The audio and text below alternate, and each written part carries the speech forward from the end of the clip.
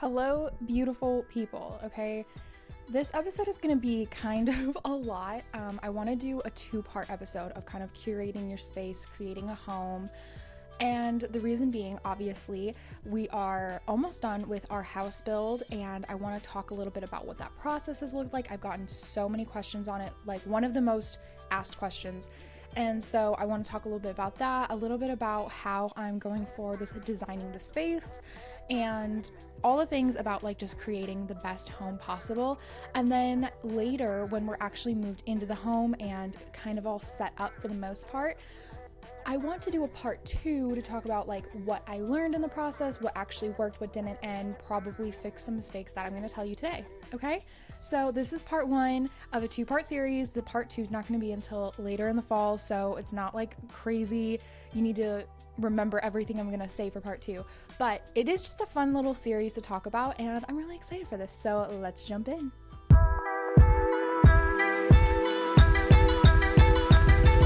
So I'm going to tell you what I'm drinking, and then I'm going to tell you why I was in an absolute rage yesterday. An absolute rage. So first of all, I'm drinking a cold brew this morning. I'm back in my cold brew era. I'm loving my cold brews. This has a little bit of sweet cream and raspberry syrup. A raspberry cold brew in the summer just hits so different for me. It's so delicious. And in the winter, I like to put a little mocha and raspberry in it, but in the summer, just raspberry. So happy with it. It's one of my favorite things. Back when I used to work at Dunkin', for those who didn't know, I was a barista there, and I would love to put raspberry and mocha together in like a hot coffee during the winter. Well, I guess it really wasn't winter because I worked there in the spring and summer. So in the chillier days or the chillier mornings, and then I would do the same thing for cold brews in the summer. So anyways, that's what I'm drinking. It's giving me the nostalgia. Not necessarily good nostalgia. I didn't love Dunkin', but it's okay. I learned a lot of lessons there. Anyways, so let me tell you why I'm raging. Absolutely, like yesterday, I was freaking out, okay? Like literally calling everyone I could get a hold of in my phone book because I was so angry. Anyways, so as you guys know, we're building a house. It's been so fun, and you have to expect issues, okay? If you choose to go the house building route, which we'll talk about how all of that works out anyways in a second. If you choose to go the house building route, you know that there are going to be things that pop up. So kind of similar, like if you go to buy a house, an old house that's already been built, people have lived there, you know that it's been lived in. You know that there are issues. You know that there are things that maybe there's scratches in the wall, or maybe there's foundational issues, like you pray not, but like, you know, there's things that are wrong. Well, similarly with a new build, because it's so many different contractors, so we have one general contractor who we hired and like work with and everything like that. And he is the one who's in charge of everybody else. And then he brings in other contractors like the plumber, the electrician, things that you have to be really specialized in order to do well for a home, okay? So he handles all of that for us, and we only work with our main general contractor. We love this guy. He's very nice, very sweet, and he went on vacation. Our general contractor went on vacation, okay? And I wasn't worried. I wasn't worried at all. And he sends me pictures, probably weekly maybe, of the house, because we aren't allowed to go into the house because of all of the construction, obviously, okay? And again, we'll get into all the details of the actual process. But anyway, so he's on vacation and he gets back and he sends me pictures of like our bathroom and one of the spare rooms that we have. And I was looking at it and I was like, Matt, like, this floor doesn't look right to me. Like, I know what I'm going to say I picked, because Matt is such a sweet gem of a man that he let me pick pretty much everything. And once I said, this is what I like, he was like, okay, sounds good. Like, you just go with it, which is incredibly considerate of him. So when we were originally looking at designs, you know, there's kind of these options where you can go with like cooler tones, which are like your grays, your blacks, you know, the darker scales, or you can go with warmer tones. And I wanted to go with the warmer tones. When we moved into our current apartment right now, I loved it. The floors were gray, the walls were gray, and I was like, oh, it's just so fun. Our fireplace is white, our backsplash is white, and I was like, oh, I just love it. So clean. And living here, I've just really gotten sick of the gray tones, and I've kind of discovered that the warm tones feel more welcoming. They make everything feel warm and really something that Matt and I wanted for this house was it to be a welcoming place that people just feel so comforted in. They feel the presence of God in, that they are just like, you come to like the Grove house and you just feel loved. And so I just felt like the warmer tones would really express that, okay? So this is what the plan is, okay? So we get warmer tones. And so the floor that I had picked was this like gorgeous, soft, honey-toned floor.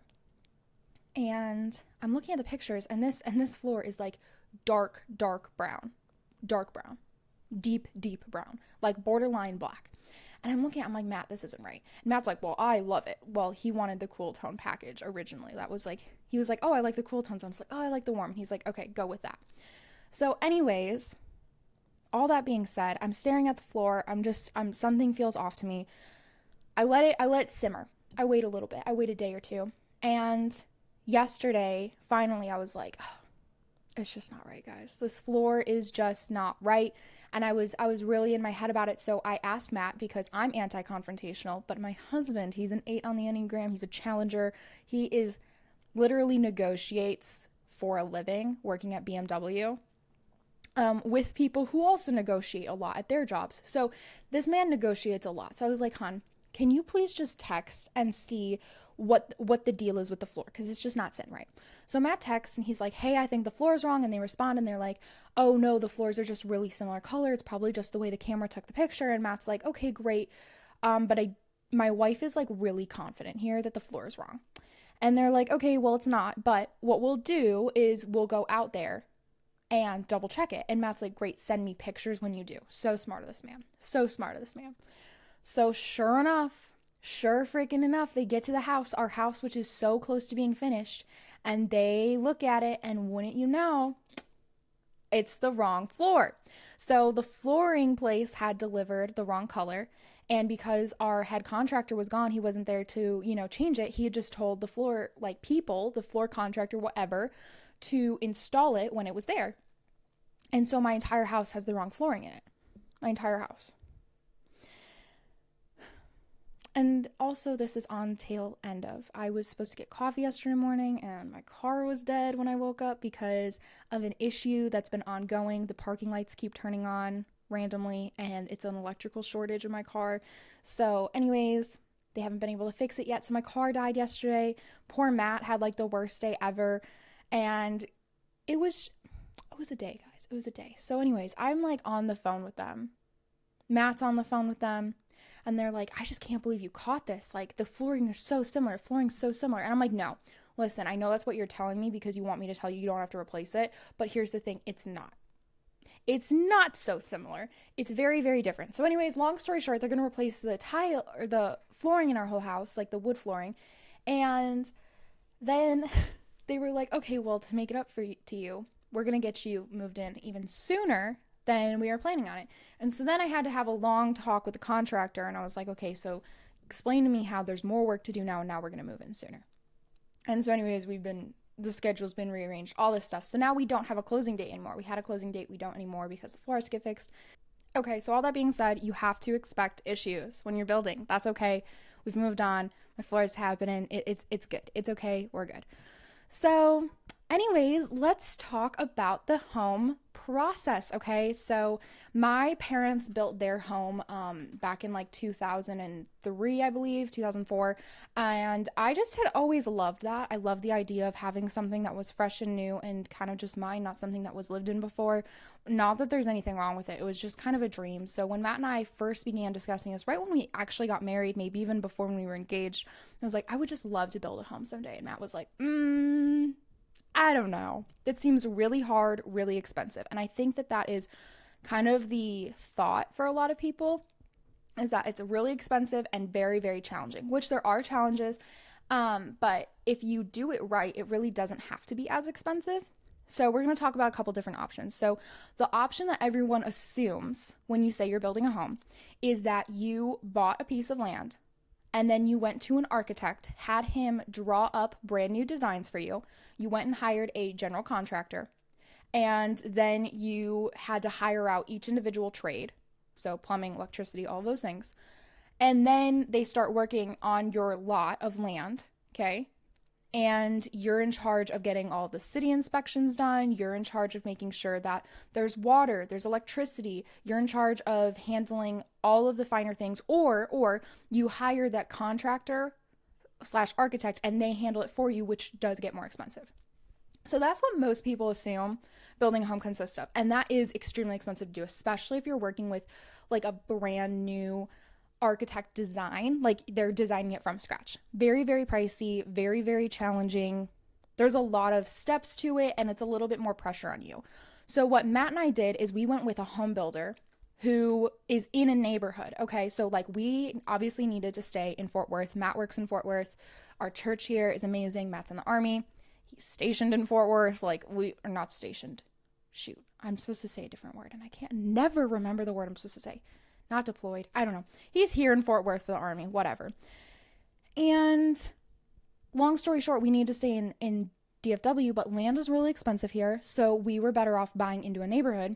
So we worked with a real estate agent who got us into a neighborhood, and then they had predetermined architectural plans that we got to pick through. So I think that when it was all said, I mean, there were so many plans to pick through. So you have like probably, I think we had 15 house layouts to choose from, okay? And then each house layout, we can change up the bedrooms, we could change up the windows, we could change up pretty much a lot of it, okay? And we could move things around and adjust as we needed, all of that stuff. And then from there, you still get to pick like your flooring, wall color, tile, countertops, cabinets, all of that, okay? So it is like everything looks different. And then we even got to pick different trim color, different brick. We get landscaping, all of that, okay? A fence, everything. Okay, and then that is included in one lump sum that you pay. So even though the floor was wrong, that was on them. That was a mistake that they did, and then I caught it. So they're going to replace all of it for free, okay? And so that's the way we're going, which is obviously a way, way cheaper option. It's not as intense as a lot of people think it is because it's pretty hands off for us. Very much so like if we were buying a home and we were, sending an inspector and stuff, we are doing a third party inspector. So, we hired a guy who's going to go out there and look at everything. And then the city has an inspector and then they have an inspector. So our house is getting inspected 3 times before we close. And then we go through, do a final walkthrough, point out all of the things that we don't like or that needs to get changed or wasn't right.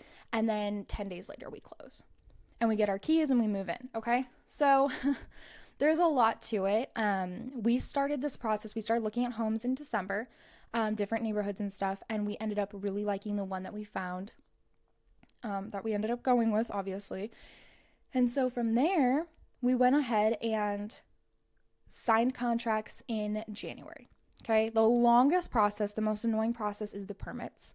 The city has to go in and zone everything, make sure everything's safe, make sure everything's ready to go, make sure that the address is right, all of that stuff, okay? So once you wait for permits and all of those things, that took, I think for us, it was the end of February before that was done, okay? So by March, we were breaking ground and working on the foundation, which was a really fun process, just because the dirt started moving on our lot and it was really exciting and fun for us. And we were traveling a lot in March, so we didn't get to see every moment of it. But again, they were sending pictures to us and it was really sweet time. So then they started building the frame of the house once the inspector came back and looked at the foundation. The foundation is such a crucial and the house that they have multiple inspectors that come for that too.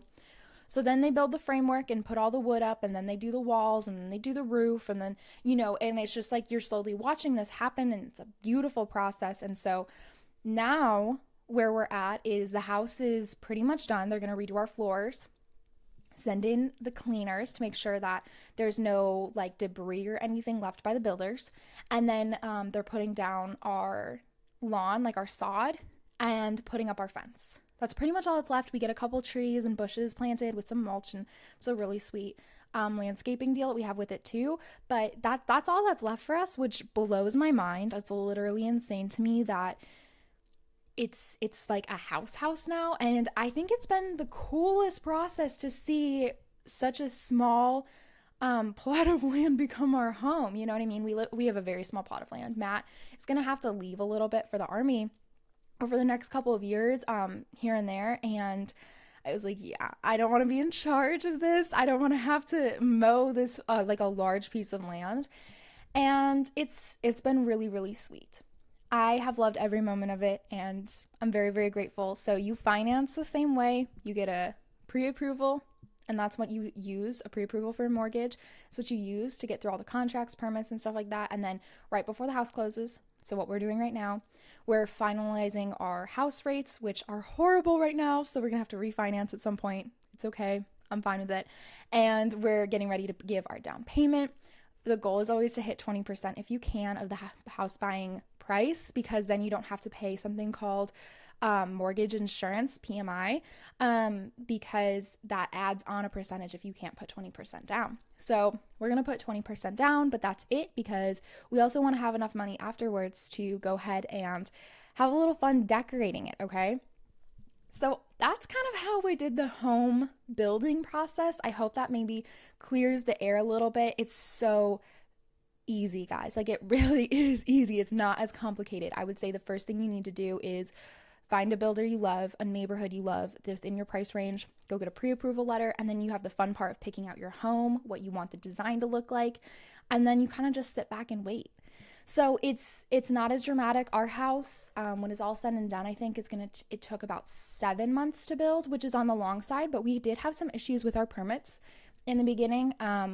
We back up to a stunning retention pond, but they had recently dug the pond deeper, so our house was out of the flood zone, but that hadn't been updated by the city, so the city had to come back out and rezone our house to make sure it was out of the area of the retention pond, which obviously it was. So it just took a little bit longer for our permits, and we moved lots, so that was fun too. So anyways, all that being said, it probably would have been closer to 6 to 5 months, but we're at the 7-month mark, and that's okay. I'm cool with it. I'm fine. So anyways, let's talk about the interior, because this is probably a little bit more like practical for you guys. When it comes to creating a home, curating your space, it's really, really vital that you kind of do the same thing that I always recommend people do for their personal styles, okay? Like, try to pick 3 to 5 words that define what you want the space to be. So for me, the overall home, the words that I really wanted it to be was organic modern. Okay, so that means a lot of organic neutral tones. Obviously, I love my neutrals. And just really not farmhouse. I didn't want it to be too modern, so that's why we're like more organic, kind of like a Scandinavian look. Okay, so like, I know what organic modern means to me, and I know it's stunning. Okay, so organic modern. I really wanted it to be comfortable. Okay, that's like a huge thing, because I think sometimes it's easy to fall in love with furniture pieces that are really uncomfortable, and it's not nice to sit in, and you don't necessarily want to sit in for a long time, or maybe it's not functional. So comfortable is really important, because we do want it to be a space where people feel welcome and they can just cozy up and relax, and I love that so much. And then my third word is obviously going to be, this might seem like a weird word, but I mean it, inviting. Okay, I say inviting because I think it's kind of a given, like, people are like, oh, of course your home is supposed to be inviting.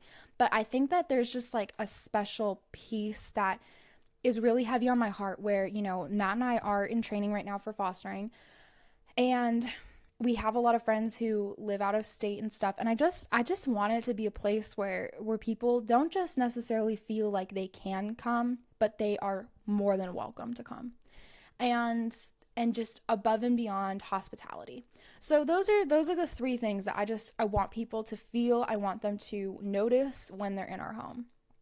And that's kind of the goal for the entire thing. So I have these 3 words guiding me as I'm making design decisions. And I say me, Matt kind of is involved. He just kind of says like, oh yeah, works for me. You know what I mean? He's not very opinionated on this stuff.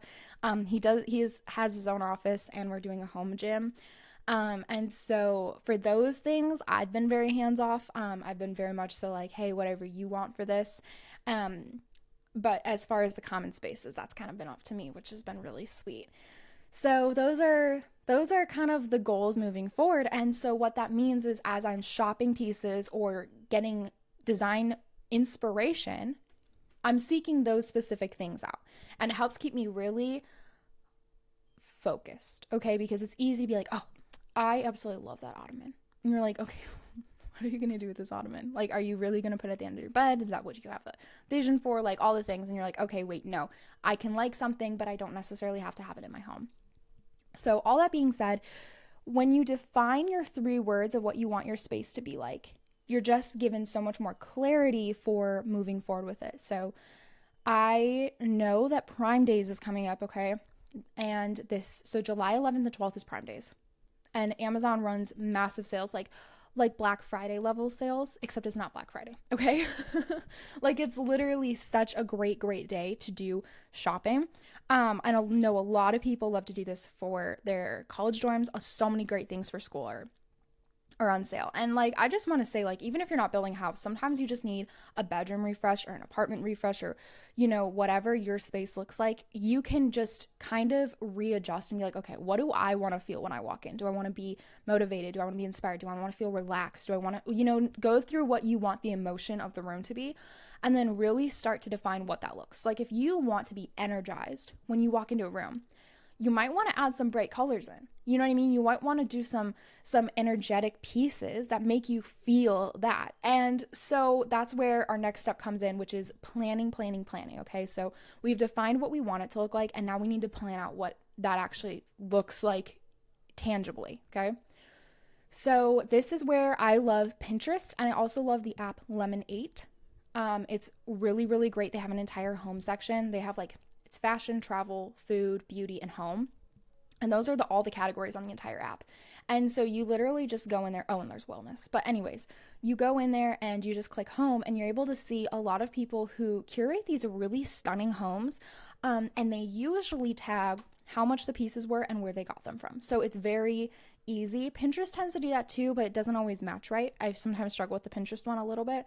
But Pinterest is obviously amazing for just getting some general themes going, some general ideas. So once you have your overall vision, and then you start to really plan out what that looks like. Okay, so I know that I want my office to obviously be a neutral space. It has to be studio level. You know, so I have all these different things that I want it to look like. So what does that actually tangibly look like? Okay, well, I want a chair in there that's very comfy and cozy. I obviously need a nice desk in there. I need a big mirror in there. So I start to see, okay, I make lists for each room of what they have to consist of, and then what I have to buy in order to reach that goal, or what I can potentially use that I already have. And so you just kind of begin this slow process of chipping away at each room or your space and each piece that needs to be redone. Is there anything that you have that you can redo? I just went through and painted a dresser that my in-laws were getting rid of, our coffee table, our console table, and a bookshelf. Okay, so all 4 of those things, they were a ton of different colors. One of them was oak, one of them was more of like a chestnut wood, one of them was gray, and one of them was black. And I was like, it's just chaotic. It's chaotic to me, and I want a little bit more uniformity, but not necessarily completely, because they're all going in different rooms. Okay, so bookshelf is going to go in our library space. And then we have the coffee table in the living room, the dressers going in the master bedroom or the primary bedroom, and then we have the console table in the hallway. So I was like, but I just want them to match a little bit more. So I went and bought chalk paint and antique wax. So I chalk painted everything, went over it with a antique wax, and it looks stunning. And then I sealed it with a polyacrylic paint, and it was absolutely amazing. And now they just look so much sharper. Like, seriously, I'm obsessed with them. I think they look amazing and I love them. And I was able to do that for, I think the whole project cost us $75 because of all of the stuff I had to buy, paintbrushes and wax and all the things. So I was able to take all the furniture we currently have and update it to what I wanted it to be, okay? So you can do things like that, and then you go through and figure out what you need to buy. And like I said, Amazon Prime Day, July 11th and 12th. I'm doing this a week early. I actually purposely plan this so that way it's a week early, so you guys have time to really start looking at your space and figure out what you can do to take it to the next level, what you actually need, and then go find those pieces on Amazon and take advantage of the Amazon Prime Days, because it's the deals are like saving you thousands of dollars, truthfully. So it's amazing. So once you have that built out, and you buy the pieces, it's just a matter of literally plugging and playing then, and taking the pieces you bought and putting them into your space. And it's It's a really fun thing to do, and I absolutely love it so much. You're not breaking the bank on like Amazon or Wayfair is one of my favorite places to find furniture. They usually run good sales and they have really nice pieces that aren't that expensive. And that's what I love. You know what I mean? It's all about creating a space you love, but not necessarily breaking the bank. And it's not that hard to do, truthfully, once you put in the work, okay? So I think the first step is most important just because it is really, really easy to get lost in the, oh, well, I love these curtains and I love this desk and I love this bed frame and I love this like bedding set, whatever, and none of it matches. None of it is cohesive. And if you look at any home that's really well done, there's a cohesiveness, not matchingness. It's not all matching. It's just cohesive. You can tell that there's a theme throughout the home. So you need to define your theme. And each room can be a subtle difference on that theme, right? So for us, our kitchen is very light and airy, very light and airy. But then when you go into our living room, we have a kind of a darker gray couch that adds some contrast. And then we're doing like the coffee table I just painted has a cream top with black legs. Well, then that cream top with black legs, we actually are getting a very similar look in our bar stools in our kitchen. So it ties it together. There's a uniformity, but everything isn't the same color. Everything doesn't look the exact same. And that's kind of crucial to building out this space. You know what I mean? You have to be able to define the theme and stick with it, okay? And that doesn't mean you don't get to have fun with it. It just means that you have a vision that's bigger than just that one piece of furniture. And that's what creates a truly beautiful space, okay?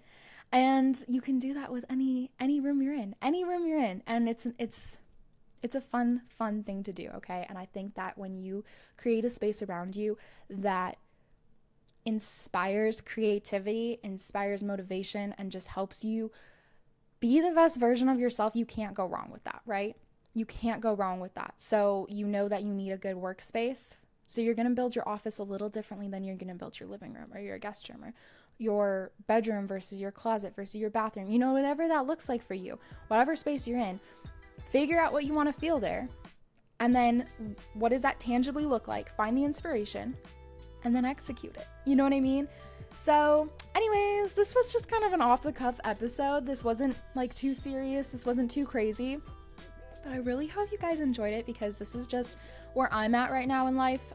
Trying to do all of this and it's been really, really fun. Even if you're not ready to like buy anything, it's just fun to do. It's fun to plan out your space. And I hope that you guys are just feeling inspired after this to go plan out your space a little bit.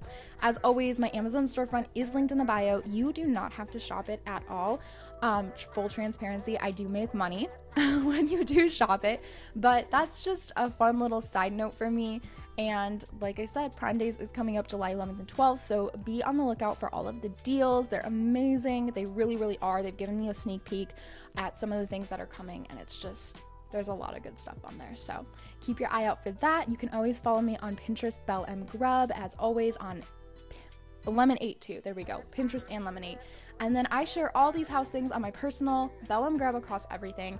And yeah, stay tuned for more house things. And then part 2 of this podcast episode will be coming out later this fall as we discuss tangibly what moving looked like, what the new house actually is like when we live there. Are there more issues? Would I recommend doing this once I live there?